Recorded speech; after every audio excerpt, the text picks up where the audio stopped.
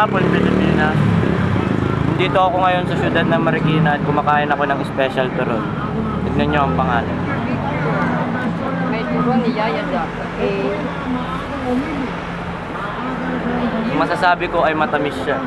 Kagaya nung mga kinikilig noong kahapon lang. Hindi ko talaga pinapanood yun. Papunta na tayo sa pinag-aayusan ng bike namin. Ha? Ano? Magkano pinakamalang umaga ko?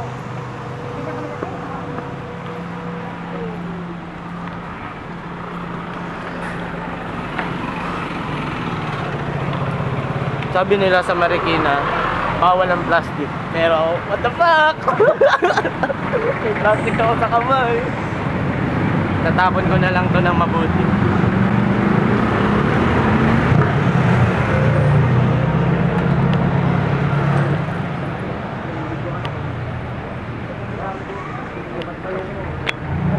Ito yung mekaniko. No. Ano to? Ano to? Eyewitness.